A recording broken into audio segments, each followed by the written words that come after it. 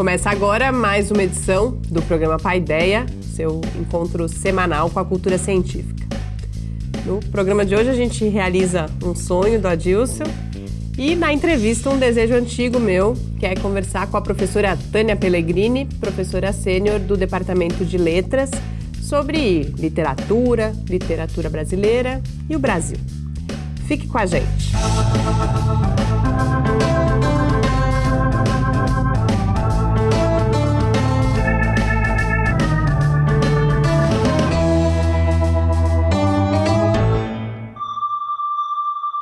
Muito boa noite. A gente começa agora mais uma edição do programa Paideia, uma realização do Laboratório Aberto de Interatividade, da UFSCar, o LAB, e do Centro de Desenvolvimento de Materiais Funcionais, CDMF.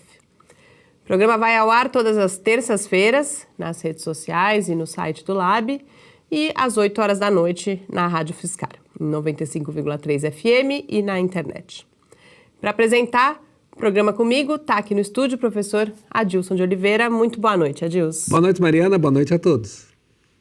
Esse é um programa especial, em que a gente vai falar de um tema que o Adilson é apaixonado, para dizer o mínimo. Mas antes, rapidinho, a gente fala das principais notícias de ciência e tecnologia. Nos últimos dias, lendo jornais, eu descobri que se eu tiver uma parada cardíaca fora do hospital, talvez uma injeção de adrenalina não seja a melhor opção. Se eu tomar 14 doses de bebidas alcoólicas por semana, eu posso diminuir o risco de Alzheimer. Mas se a minha preocupação for a diabetes, a recomendação baixa para 9 doses com regularidade. Eu descobri também que quando eu chegar na menopausa, eu posso ter insônia. Mas a yoga e a meditação que eu já faço devem me ajudar a dormir melhor. E que o meu hábito sagrado de tomar uma cápsula de vitamina D nas manhãs dos sábados talvez seja só o resultado de uma campanha de marketing bem sucedida.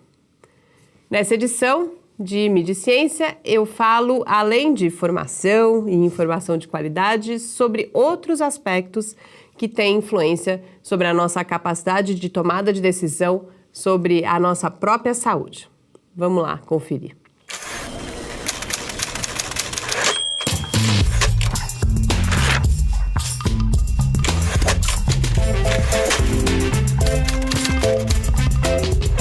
Diariamente, a gente recebe e muitas vezes busca informações sobre os mais recentes avanços relacionados a inúmeros aspectos da nossa saúde. E, entre essas notícias, uma grande parte é sobre a nossa alimentação. Recentemente, uma delas ganhou destaque especial na mídia brasileira. A associação entre dietas low carb e alguns anos a menos na nossa expectativa de vida, que foi sugerida por um estudo publicado na revista médica The Lancet. O estudo buscou, junto a uma população de 15.428 pessoas, se havia alguma relação entre o consumo de carboidratos e a mortalidade. Encontrou evidências de que tanto as pessoas com baixo consumo, quanto aquelas que comiam carboidrato demais, tinham a expectativa de vida mais baixa que a das pessoas com uma dieta equilibrada. Uma outra evidência foi que a substituição do carboidrato por proteína animal aumenta o risco, enquanto uma dieta com mais vegetais tem o efeito contrário. A metodologia que foi usada é complexa e a estatística também, o que eu só pude entender lendo o artigo original. As matérias que foram publicadas no Brasil, em geral, estavam bem completas e, em muitos casos, eram sensacionalistas. O Globo, por exemplo, estampou o título Dieta de Risco e a vinheta Perigos do Low Carb. Em um site inglês dedicado ao jornalismo de ciência, a reação de vários especialistas à publicação do estudo foi a de lembrar que ele corrobora um conjunto esmagador de evidências científicas indicando que, em vez de dietas milagrosas, o que a gente precisa mesmo é de dietas mais equilibradas. Ou seja, o estudo, apesar de robusto, correto, importante, não tem grandes novidades e vem se juntar a um conjunto de outros esforços de construção de conhecimento. Mas o jornalismo brasileiro sobre ciência e ou saúde geralmente divulga os estudos isoladamente, com destaque aos seus aspectos mais bombásticos e com pouca ou nenhuma menção às suas limitações e às incertezas presentes tanto na prática científica quanto no cotidiano da medicina e de outras áreas da saúde. Em tempos de profusão de informações disponíveis, excesso até, e também em que a chamada tomada de decisão compartilhada entre profissionais da saúde e pacientes ganha força como diretriz para o cuidado, como ampliar as possibilidades de que a gente possa fazer escolhas realmente bem informadas. Um primeiro ponto é a qualidade da informação, sobre a qual a gente já falou várias vezes por aqui. Uma população com formação sólida em ciências, que é tarefa da escola, e acesso a oportunidades de contato com conhecimento ao longo da vida, que é tarefa do jornalismo e das diferentes atividades de divulgação científica, também é uma meta. Um texto no site da BBC Future, por sua vez, alerta para uma outra necessidade: o desenvolvimento de habilidades para a tomada de decisão relacionadas ao que é chamado de Risk and Statistical Literacy, algo como letramento em estatística e para análise do risco. Algumas habilidades básicas relacionadas a como a gente lida com o risco e com a incerteza podem aumentar muito a nossa capacidade de questionar o nosso próprio raciocínio e os julgamentos que a gente faz, levando a uma visão de mundo mais racional e informada. Isso, por sua vez, pode nos guiar no oceano diário de novidades, muitas vezes contraditórias, que a gente lê, ouve e vê sobre como emagrecer, ter mais saúde, curar os nossos males e viver mais e melhor. E pode nos ajudar a decidir se a gente come ou não o pãozinho, se pede mais uma cerveja, se matricula na yoga. Boas leituras e uma ótima semana!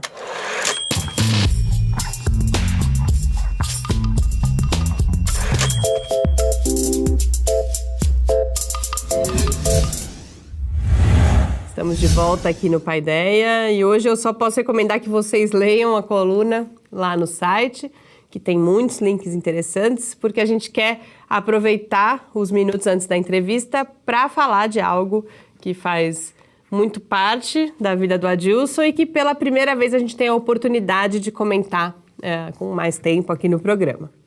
Star Trek e a sua relação com a ciência. Isso porque no dia 18 aconteceu em São Paulo a conferência 25 anos de Star Trek Deep Space Nine. E eu, olhando a programação, fiquei surpresa que as palestras, os eventos falavam de temas científicos de fato. Eu não lembro se era buracos negros ou se era buraco de minhoca, mas tinha outros temas. E aí achei interessante você comentar, Adilson, que ciência é essa? Por que falar de ciência junto com Star Trek? Então, como você disse, esse é um tema que eu tenho muito carinho, porque desde quando eu era garoto, eu assistia Star Trek na televisão e eu posso dizer que isso foi uma das inspirações de eu querer ser cientista. Justamente porque Star Trek sempre foi uma série de TV que teve muito cuidado com os conceitos científicos abordados. E também é curioso a gente vê que ao longo dos seus 50 anos que existe Star Trek, né, o primeiro episódio de Star Trek está fazendo exatamente 52 anos agora no começo de setembro, né, foi no dia 8 de setembro de 1966. O primeiro episódio de Star Trek foi ao ar na televisão e ele mudou muitas vezes esse próprio paradigma de se fazer ficção científica. Star Trek, então, ele tem uma mensagem também otimista para a humanidade no século 23, né? A série original, ela passa no século 23, onde ele acredita que a humanidade, ela melhora. E quando ela melhorou, ela pôde, então, fazer essa exploração espacial. E, ao mesmo tempo, a série, ela sempre ajudou para fazer uma crítica social também, onde as raças alienígenas, muitas vezes, representavam exatamente os conflitos que nós tínhamos aqui. Na década de 60, no auge da Guerra Fria, você tinha lá os Klingons, que representavam os russos, né? A União Soviética, com aquele disputa com os Estados Unidos. A série Deep Space Nine, que eles estão comemorando, que é um spin-off de Star Trek, para quem não conhece, existe a Star Trek feita na década de 60, onde o Capitão Kirk, o Spock e o Dr. McCoy são os protagonistas, que foi uma série que durou por 3 anos. Na década de 70, eles lançaram um desenho animado de Star Trek, né? Eles pensavam que era para um público infantil, mas fizeram um desenho muito profundo, que não atingia o público infantil, os temas eram muito complexos. E no final dos anos 70 eles iam relançar novamente a série, mas aí surgiu o filme do Star Wars, que fez um sucesso tremendo no cinema, eles resolveram fazer um filme para o cinema de Star Trek, recuperando esse time anterior. Desse time anterior, original lá do Capitão Kirk e do Spock, eles fizeram 6 filmes para o cinema, que contam várias histórias sobre isso. E na mesma época, mais ou menos em 1984, 85, eles lançaram o que chamou Star Trek A Nova Geração, né? Que daí contava as histórias no século 24. Então foi a primeira spin-off disso aí. Na sequência dessa Star Trek, eles lançaram o Deep Space Nine, que já é uma outra história que acontece numa estação espacial 9, né? É um filme também ou é uma série? Uma série? Todas essas séries são 7 temporadas com quase 150 episódios, essas temporadas. E o Deep Space Nine, em particular, a história passa perto de um buraco de minhoca. Né? E esse buraco de minhoca foi um buraco de minhoca artificial criado por alguma civilização. E aí muitos outros temas acabam envolvendo essa coisa da ciência. E a Star Trek sempre teve uma consultoria científica muito boa. E é curioso que muitas coisas, como por exemplo, o termo buraco negro que a gente costuma usar, antes do Stephen Hawking ter trabalhado com essa ideia, o Wheeler também trabalha com buraco negro, na série de TV eles falam de uma estrela negra, que é um buraco negro que eles já imaginavam. Star Trek antecipou muita coisa, o tal do teletransporte, que era na época um recurso para eles poderem gravar a série. Alguém, quando fez o primeiro teletransporte de luz, chamou de Kirk o foto que transcreveu. E aí a gente encontra muitos livros mostrando as descrições científicas que tem dentro de Star Trek. Então, por exemplo, toda aquela coisa, como é que a nave viaja muitas vezes mais rápida que a luz? A relatividade de Einstein proíbe que viaje mais rápido que a luz, mas há um jeito de você viajar mais rápido que a luz, que é justamente o jeito que a Enterprise faz, usando campos gravitacionais muito intensos, dobrando o espaço em volta da nave, diminuindo as distâncias, por isso se chama dobra espacial quando ela viaja. Isso que é algo que é previsto na teoria. Teoria. Exatamente, inclusive tem gente que pesquisa isso, claro, do ponto de vista teórico, né? Inclusive, se você quiser, você compra o manual técnico da Enterprise, que tem todos os detalhes de engenharia da Enterprise, justamente muitas coisas baseadas em conceitos científicos, né? Tem um livro escrito por um físico americano, né, o Krauss, que chama Física de Jornada nas Estrelas, onde ele coloca quais coisas são de fato possíveis e quais outras são licenças poéticas, que afinal de contas uma série de ficção você não pode fazer estritamente científica. E você pode ver que muitos dos fãs de Star Trek são exatamente pessoas ligadas à ciência, etc. Né? E você falava, no seu caso, por exemplo, do despertar de uma vocação, que em parte a Star Trek participou disso, e também essa questão dela antecipar algumas ideias ou alguns conceitos que depois vão fazer parte da ciência de alguma forma. A gente fala sempre em cultura científica, a gente percebe nesse caso esse diálogo e a importância que determinados produtos podem ter, inclusive na coluna eu falava a questão de alfabetização científica, essas coisas podem participar disso, inclusive, né? Exatamente. A Star Trek, principalmente, ela antecipou algumas coisas. Todo mundo já teve aquele celular que abria a tampinha. O designer daquele celular se inspirou no comunicador de Star Trek. Na nova geração, eles têm tablets o tempo todo na mão, apertando com os dedos, né? Ou seja, quase 15 anos antes de surgir. São ideias que aparecem na ficção e ajudam a gente a pensar coisas na realidade. Exatamente. E muitas outras coisas, eu acho que sempre tem isso. Mas eu acho que o mais importante de toda essa narrativa de Star Trek, né? Que é uma série muito longívola nesse aspecto. Então, além do Deep Space Nine, teve a série Voyager, que também foram mais 7 anos, que é conta um outro tipo de história. Depois teve a série Enterprise, que conta como era no século 22, isso, não já no século 24. E depois ainda teve mais novos filmes no cinema, né, que relançaram a série. E agora tem uma série nova que está no Netflix, chama Star Trek Discovery, que também está fazendo alguns conceitos interessantes, né, novamente com essa mistura de ciência e ficção, né. Então sem dúvida, um espaço muito rico para se discutir, né? A ficção científica, em geral, existe a boa ficção científica e a não. Eu acho que sempre é possível você aproveitar ela para discutir e falar um pouquinho de ciência. E a gente precisa falar mais sobre isso também. Quem sabe a gente faz um Sim, programa exatamente. só para falar de Star Trek. Exatamente. Algumas vezes eu já fiz alguns textos, eu já escrevi muitas vezes dos textos que eu escrevo, fazendo essa ponte de ficção, sim, ficção e ciência, justamente por ser uma boa oportunidade de discutir isso. E agora, para a gente encerrar esse primeiro bloco do programa, a gente acompanha um episódio do Clique Ciência em que Mariana de Oliveira Carlos Vilas Boas, do Departamento de Engenharia de Materiais da UFSCar, fala sobre o desenvolvimento de novos materiais para próteses dentárias.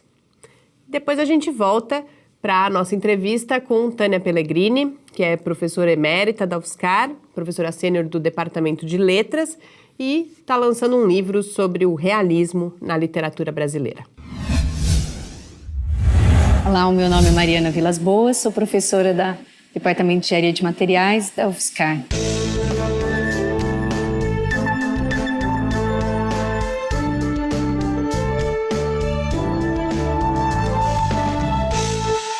A minha pesquisa iniciou no meu doutorado, no Laboratório de Materiais Vítreos LAMAV, aqui da UFSCar, sobre a orientação do professor Edgar Zanotto. O tema da pesquisa foi próteses odontológicas de silicato de lítio. Nessa pesquisa, nós projetamos materiais para ter uma fase cristalina, que é o de silicato de lítio, e uma fase vítrea, que teria 3 coeficientes de expansão, um maior, um menor e o igual da fase cristalina. Isso para que essa diferença do coeficiente de expansão das duas fases permitir otimizar as propriedades mecânicas. Escolhida a melhor composição, nós desenvolvemos 2 materiais, um indicado para processamento por injeção e um CAD/CAM. Caracterizando esses materiais, verificamos que a sua dureza era similar aos dentes naturais, ele apresentava solubilidade química inferior ao que a norma recomenda, dureza similar aos dentes e características estéticas similares aos dentes naturais. Esses resultados motivaram o interesse de outras universidades, entre elas a Unesp de Araraquara, com a professora Lígia Pinelli, e a USP de Bauru, com o professor Acácio Lins do Vale. Dessa parceria surgiram pesquisas de mestrado e doutorado, analisando adesão, desgaste, resistência à flexão e fadiga. E permitiram que colocássemos os materiais em pacientes, tanto de injeção como CAD/CAM. Também tivemos uma parceria com a Universidade de Trento, na Itália, onde fizemos estudos da longevidade do material, através de ensaio de fadiga. Além dessas pesquisas, também realizo pesquisas na área de vitrocerâmicas transparentes com alta resistência ao impacto. Essa pesquisa foi motivada pelo interesse do Centro de Treinamento Aeronáutico de São José dos Campos em desenvolver os vitrocerâmicas para as janelas das aeronaves que fossem resistentes aos impactos de projéteis.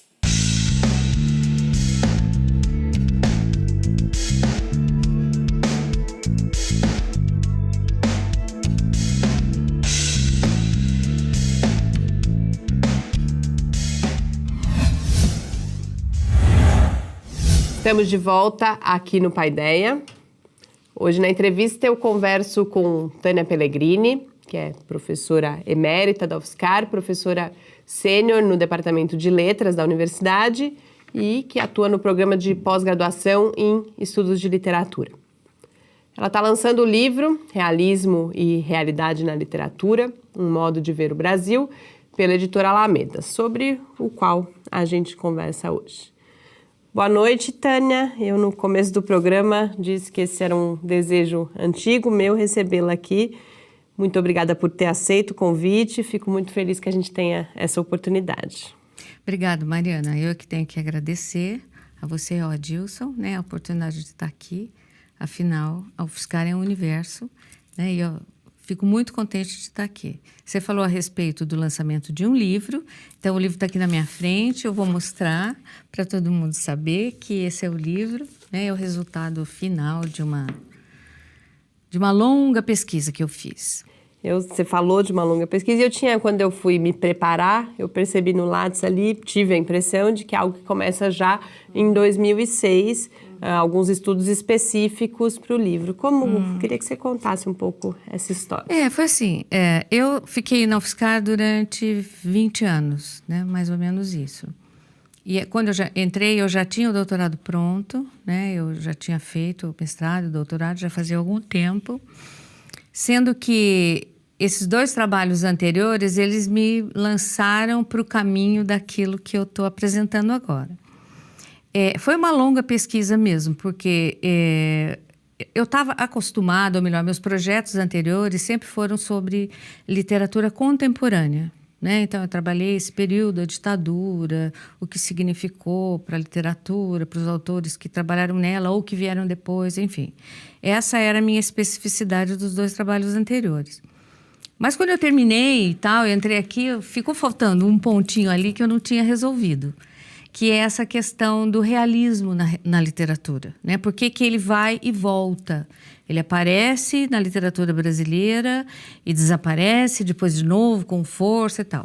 E eu fui vendo que fui percebendo que havia momentos específicos em que esse realismo aparece como um novo instrumento dentro da literatura, um modo de operar a literatura de ficção, que é o que eu trabalho, né? Eu não mexo com a poesia como especificidade de pesquisa e tal. Então, eu até me lembro, uma vez na porta de uma sala, eu estava conversando com uma colega que nem mais está aqui na UFSCar, ela saiu, e eu falei, eu não sei o que eu vou continuar, eu tenho essa dúvida. Ela falou, pois é, vai por aí, que isso aí é ótimo, você vai ver quanta coisa você vai descobrir, provavelmente, papá. E eu sempre lembro dela agora, a partir disso saiu. Como eu já estava na UFSCar, e aquele monte de trabalho, então eu fui escrevendo à medida das necessidades da vida acadêmica, né, e das publicações, mas sempre tendo esse objetivo, né, de chegar nesse final. E a minha pergunta básica, que partiu basicamente do mestrado, era: por que esse realismo aparece e com diferentes conotações políticas e ideológicas, né, ao longo de muito tempo? E, na verdade, esse muito tempo acabou sendo 2 séculos, né, o 19 e o 20. Demorou muito porque eu entrei num momento histórico que eu não conhecia, né, que é o século 19. Eu tive que fazer muita pesquisa, estudar muito para mim, para eu poder refletir e depois colocar mais ou menos isso da maneira que eu interpretei, né, que eu achei que fosse diferente e eu não vou dizer original, mas embora diga, né, da maioria daquilo que a crítica tem abordado. Então foi assim, demorou muito porque eu demorei muito, né, e eu consegui bolsa para estudar fora, né, porque é bem assim, você sabe, todo mundo sabe que a gente está aqui trabalhando, você tem pouco tempo para pesquisa. Principalmente na área de humanidades, né, que exige muita leitura, reflexão e tal. Então, aqueles momentos em que eu passei fora do Brasil foram muito importantes, porque daí eu só estava fazendo aquilo. Né? Então, a primeira vez que eu saí foi em 2006. Eu fui para a Universidade de Oxford fazer um pós-doutorado. E lá eu escrevi, assim, os 2 primeiros capítulos do livro, pesquisei teoricamente muito, refleti bastante e saiu. E daí eu continuei, né, com sucessivas escapadas fora, né, da rotina massacrante da universidade, vamos falar a verdade, junto com o João, né, que também estava no mesmo patamar, e eu consegui terminar o livro, entendeu? Quer dizer, foram 10 anos, na verdade, porque o último livro que eu publiquei foi em 2008, né? Agora, eu terminei esse livro mesmo, fechei em 2005. Não, perdão, em 2015. E daí a batalha para conseguir publicar, né? Tanto que ele saiu agora. Foi mais ou menos isso, Mariana. E a gente vai falar bastante do realismo, e o livro começa, inclusive, esses primeiros capítulos, falando do conceito de realismo e do seu desenvolvimento histórico e da relação entre realismo e realidade. O que é, então, o realismo e que relação é essa com a realidade, que inclusive aparece no próprio título do seu livro, né? Exato. Na verdade é um modo de ver, né? O realismo é um modo de ver. No meu caso específico, a literatura brasileira é um modo de ver o Brasil. Então não é só o texto literário, é o Brasil que emerge dos textos literários ao longo desse período que eu decidi deixar mais claro, né? O 19 e o 20, porque não tinha forma de diminuir ou aumentar, enfim, por uma série de questões. Mas o realismo, para mim, ele, como conceito geral, ele é um desejo de se apropriar da realidade, sempre. E para isso existiram as mais diferentes convenções estéticas ao longo dos séculos, de acordo com as condições históricos-sociais, de cada país, inclusive, né? Como eu estou focada na brasileira, eu só fiz um comparativo com as influências mais fortes no Brasil, que são Portugal e França, né? Então, a minha maneira de apreender esse conceito é um pouco diferente daquilo que a gente aprende na graduação em letras. O realismo começa em 1880 com o Machado de Assis, mesmo, né? com um movimento. Mas eu não vejo assim, né? Definindo, como eu disse, esse desejo de captar a realidade, no caso brasileira, começa muito antes, né? Começa nas cavernas de Lascaux, na França, que o cara foi lá e desenhou o bisãozinho que ele, porventura, tenha caçado, né? Isso já é realismo para mim, né? É um conceito amplo, elástico, que você pode aplicar ao longo da história da arte, né? E você vê isso, né? Tudo aquilo que a gente acaba reconhecendo como arte, enfim. Então, para mim, são quase sinônimos, né? Representação e realismo. E não é assim que, de maneira geral, a teoria literária pega ou aborda, nem mesmo a história, né? Mas eu acho que sim, que veio vindo, né, esse desejo de capturar a realidade, foram surgindo questões mais propriamente estéticas, atreladas a questões sociais, históricas, e até que ele se transformou num movimento específico denominado realismo. Mas é esse que surge ali, né? Esse que entra no Brasil, vamos dizer, e firma o pé, né? Que vai ser na segunda década do século XIX.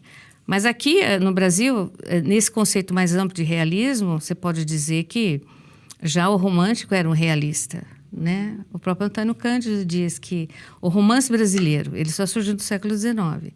Ele surge com uma vontade de apalpar o Brasil, né? De você tomar conta de um território que existe e transpor para a literatura, não é? Então, né? Como é que você vai fazer isso?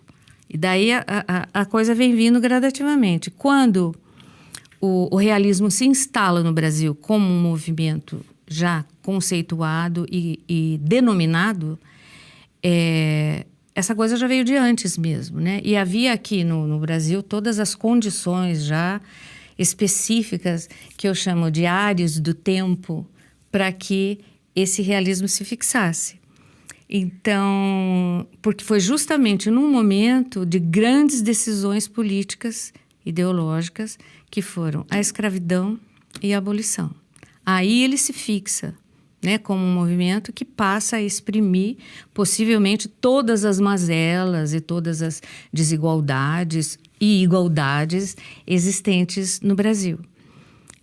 Foi a mesma coisa que aconteceu na França e foi a mesma coisa que aconteceu em Portugal, só que um pouco antes, né? Então, na França, no bojo da Revolução Francesa e todas as revoluções sociais, o realismo se assentou enquanto um movimento estético. E em Portugal foi a mesma coisa, né?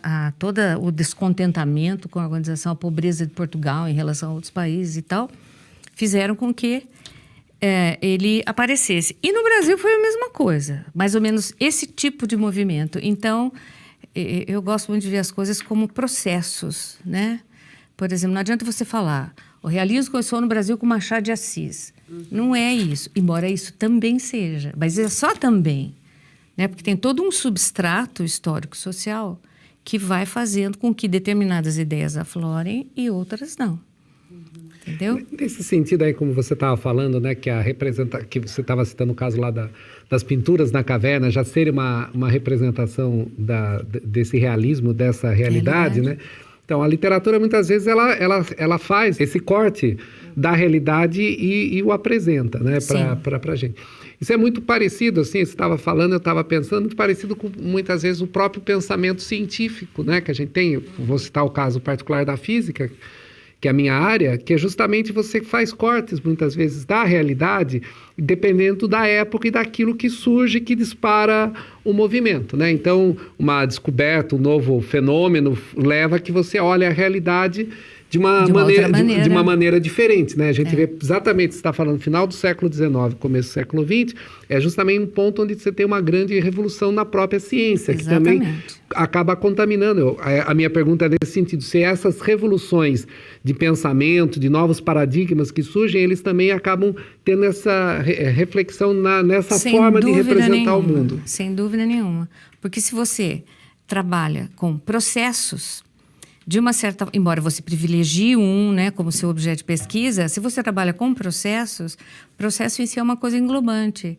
Então, no meu caso, eu sei que houve avanços na física nesse momento. Né? Eu sei que houve a criação da psicologia enquanto ciência, da psicanálise nesse momento. Né? Eu sei que a sociologia se firmou nesse momento enquanto sociologia. Então, tudo isso foi sendo... estabelece um diálogo, né? Cria uma espécie de tecido, né? Um entretecido de fios, que no caso, o texto literário, que eu estou trabalhando com o texto literário, mas isso acontece com todas as artes, a cultura em geral, não é?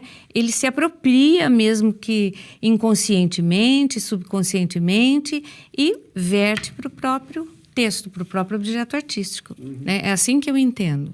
Tá? Então, essa forma de apresentar os textos, né, é também uma quebra, digamos, de paradigma da forma que se escrevia isso? A gente pode falar que, nesse sentido, é uma revolução também nisso de aproximar a realidade daquela representação que muitas vezes a gente encontra? Sim, eu acho que sim. Existe sempre uma quebra de paradigma em relação ao paradigma anterior, né? A partir do momento em que essas modificações elas afloram com força, né? Então outras coisas vão sendo abandonadas. Eu gosto sempre de trabalhar com um conceito que eu acho fundamental, que é de dominante, residual e emergente, né? O dominante é aquilo que efetivamente está ali posto na mesa sobre o que a gente está conversando, né? O residual é aquilo que ficou de questões anteriores, está ali como resíduo. E o emergente é aquilo que vem vindo e às vezes a gente ainda nem percebe. Esse dominante, ele contém elementos do residual, claro. E o emergente também tem elementos do residual e dominante. Então, isso é que é um processo para mim. Né? E isso eu acho que se aplica a todas as ciências, a todas as artes. Você não cria do nada, né? Embora haja até uma parte grande da crítica que de repente, fulano de tal descobriu. Claro que sim, mas havia condições específicas para que isso aflorasse, né? Uma coisa, por exemplo, quando a gente aqui que trabalha com a divulgação da ciência, etc., e muitas vezes quando a gente trabalha justamente com a produção de textos, etc., a gente também tenta fazer um corte da realidade para apresentar muitas vezes ideias que são muito sofisticadas.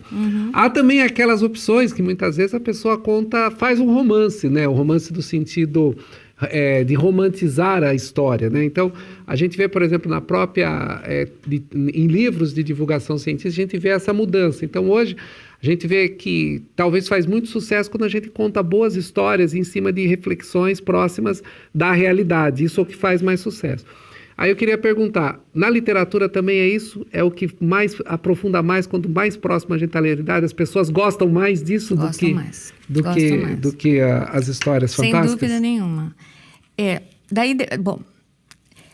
uma questão já um pouco complicada. Enfim, tudo depende, na verdade, do conceito de real que existe, né? Naquele momento, enfim, porque há até teorias que dizem que a realidade não existe, né? Que essa mesa não está aqui, que é porque eu estou vendo uma mesa, é que ela está aqui.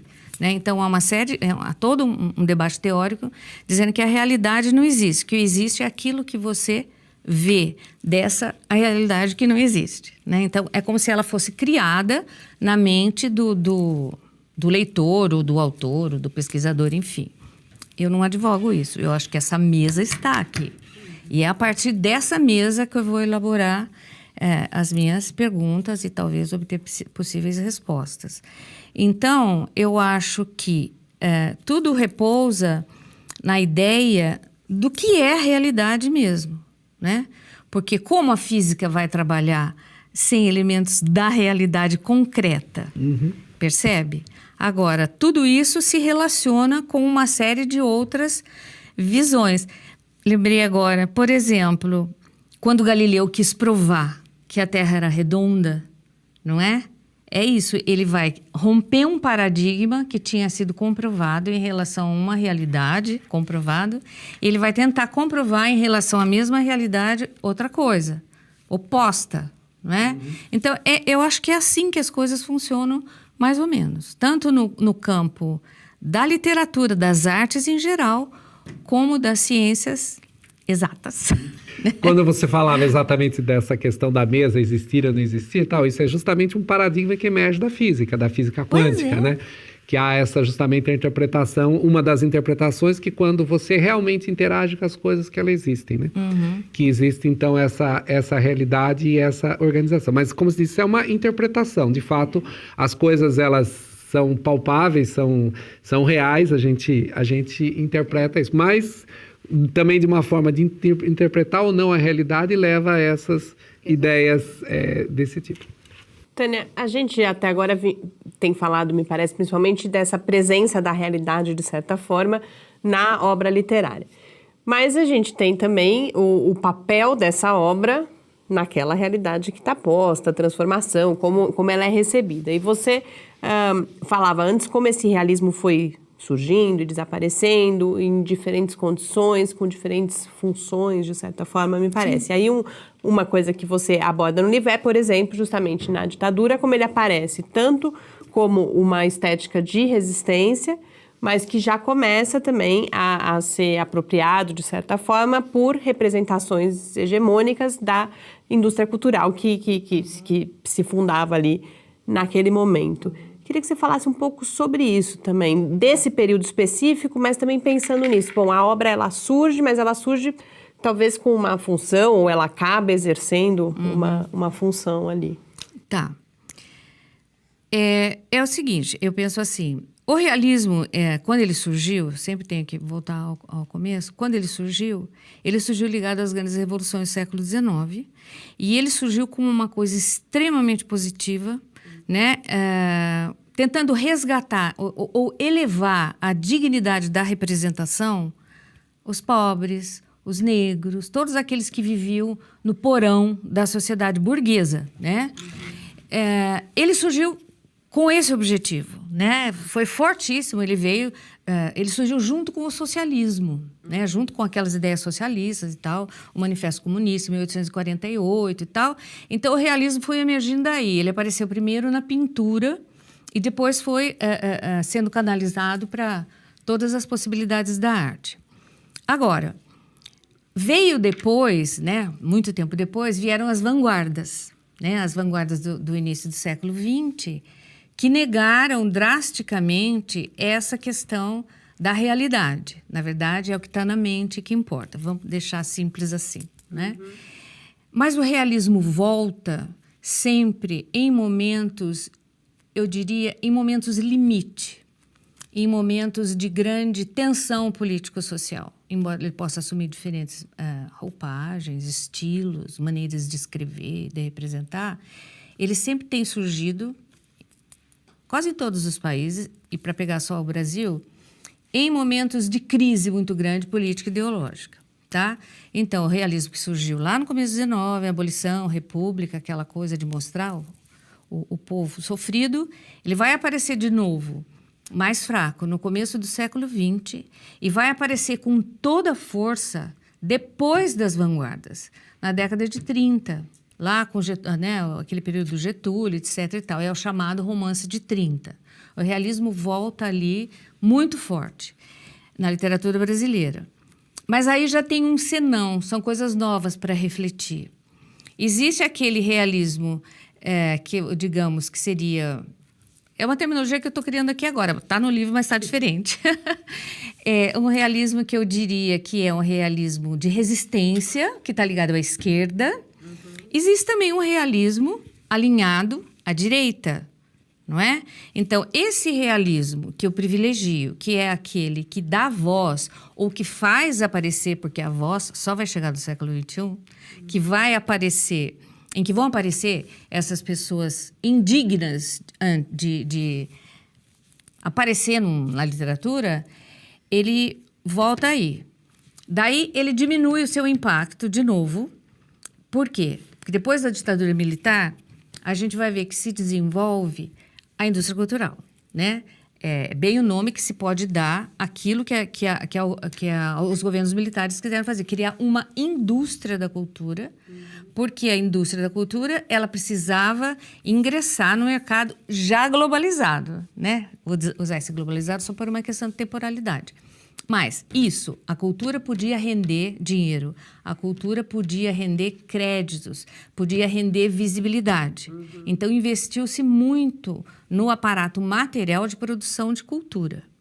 Mas eles estavam interessados na cultura do Brasil grande e belo, né? Naquele Brasil que você devia deixar se você não amasse, né? Então, nesse momento é que o realismo aparece de novo com muita força como resistência. E o governo militar, ele investiu numa indústria da cultura, né? Ele deu encaminhamentos e deu subsídios industriais à produção de cultura. E aqui se criou, então, uma indústria da cultura. Foi no meio disso tudo que apareceu, por exemplo, a Rede Globo, né? Que se firmou a Rede Globo. O mercado editorial sofreu um grande avanço, mas tudo aquilo que não era censurado antes. Havia subvenções do governo para os livros que eles achavam bons, bonitinhos e tal, né? Então, foi isso que aconteceu. Criada essa indústria da cultura, qual foi o elemento mais forte que apareceu dentro dela? Rádio, cinema, televisão, literatura. Literatura começou né? Foi a questão da visualidade. E nesse sentido é que o realismo vai adquirir uma nova roupagem, né? Ele vai ser firmado como visualidade. E vai ser mais ou menos a coisa que você tinha perguntado. Essa visualidade é extremamente acessível, né? Uma imagem vale mais que 1000 palavras, dizem, e é verdade, né? Então, essa visualidade, ela passa a ser a linguagem especial da indústria da cultura, certo?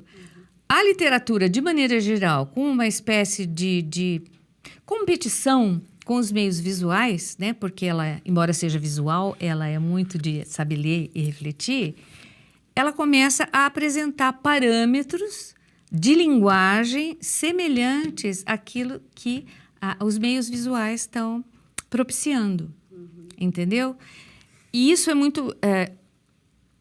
embora pareça extremamente positivo, não é, porque esse realismo já veio com um novo valor. Ele não é mais um valor de resistência, ele é um valor de mercado. Tá? Então, hoje você tem... Isso foi crescendo. Eu vou só até o final do século XX, porque depois vem essa coisa dos meios digitais que vai ser outra interpretação.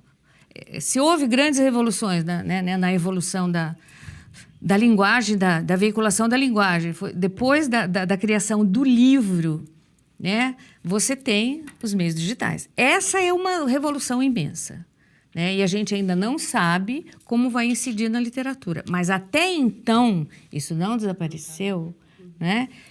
O que incide na literatura é justamente essa visão realista enquanto visibilidade na linguagem. E isso, para mim, é empobrecedor. Porque o realismo aqui ele não tem mais aquele valor de resistência que tinha no começo. Ele tem um valor de mercado.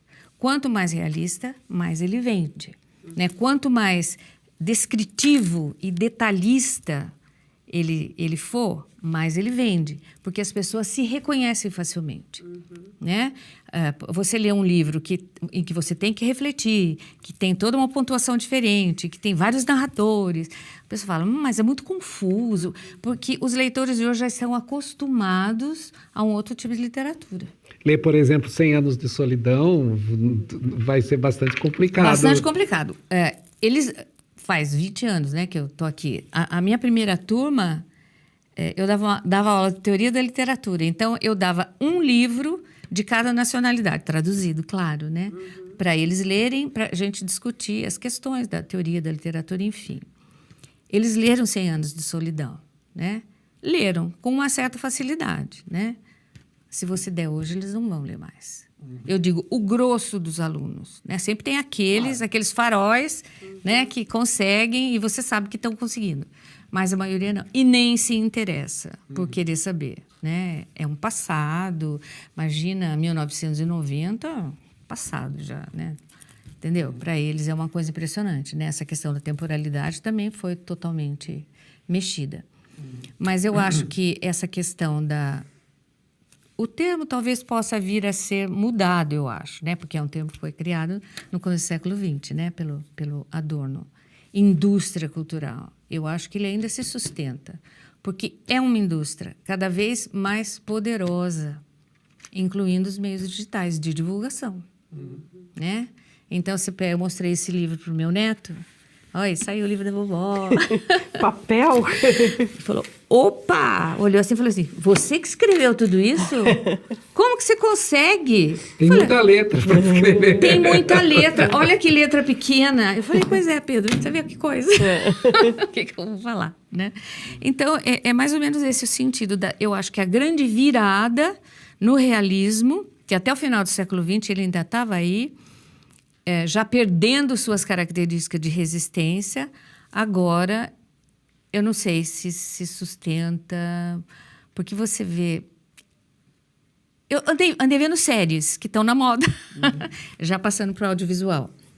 Há séries extremamente realistas, né, que agradam muito as pessoas. E outras, mais cheias de subterfúgios e tal, não agradam as pessoas, porque eu gosto de conversar. Então, é ainda uma ferramenta que funciona como forma de reconhecimento, de aproximação àquilo que está sendo falado, mas eu não sei, com relação a essas questões digitais, como isso vai se processar. Justamente a ideia, hoje usa-se, por exemplo, algoritmos de inteligência artificial para descobrir quais são as séries que as pessoas gostam de ver, por exemplo, no Netflix, e em função disso agora eu crio um roteiro em cima disso, para que ela tenha o sucesso. Então, é impressionante isso, ou seja, você acaba até criando agora essa realidade em cima de algoritmos de inteligência artificial que vão olhar para essas coisas e criar uma história em cima daquilo que exatamente, parece. Exatamente. E eu acho que um ponto também super importante que eu acho que a gente tem que questionar e pensar e refletir sobre é que tudo isso, quer dizer, assim como a literatura... Ela foi importante para criar subjetividades, ajudar a formar subjetividades de uma determinada maneira. Hoje você tem toda uma tecnologia digital, como você falou, esse exemplo que você deu, que está formando subjetividades. Por exemplo, a lista Netflix minha, que eles mandam, é de um tipo. A da minha filha é de outro tipo. E eu tô assistindo aquilo... sendo influenciada por aquilo. E a minha filha também, de uma outra maneira. É evidente que ela não vai falar, nem eu, bênção, não é? Mas isso vai incidir, sim, como um dado de organização da minha subjetividade como um todo. Então, é isso que eu acho que a gente tem que estar atento, né? Será que, termos antigos, para o bem ou para o mal? Interessa a quem? Não é? Quem é o dono? Quem é o dono? Cada vez menores, cada vez menos donos, né? Tomando conta de tudo, dos seus passos. Outro dia eu recebi uma coisa do iPhone.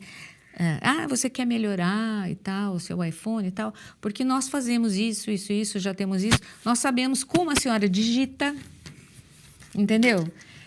Quer dizer, eles são meus donos, né? São. E em termos de literatura... Como que isso vai aparecer? Porque a subjetividade de escritores e autores está sendo modificada, né? Por essa realidade nova que surgiu, tá? Com essa proposta de reflexão, a gente vai encerrar o programa, porque o tempo passa muito rápido. Eu pretendo ler, eu acho que espero que tenha ficar desse gostinho para que as outras pessoas também leiam. A gente não teve a chance de falar várias coisas que estão no livro e já fica o convite desde já para que você volte ao Paideia muitas vezes. Tânia, muito obrigada. Eu é que agradeço. Foi ótimo falar sobre isso e agradeço por estar aqui na UFSCar. Obrigada a vocês todos. Bom? E com isso, a gente encerra o programa de hoje. Eu conversei com a professora Tânia Pellegrini, do Departamento de Letras da UFSCar, que está lançando o livro Realismo e Realidade na Literatura, um modo de ver o Brasil. A gente volta na próxima terça-feira. Enquanto isso, você pode acompanhar o Lab no Facebook, no Twitter, ou falar com a gente pelo cliqueciência@ufscar.br. Muito boa noite. Uma boa noite a todos. Uma boa noite a todos.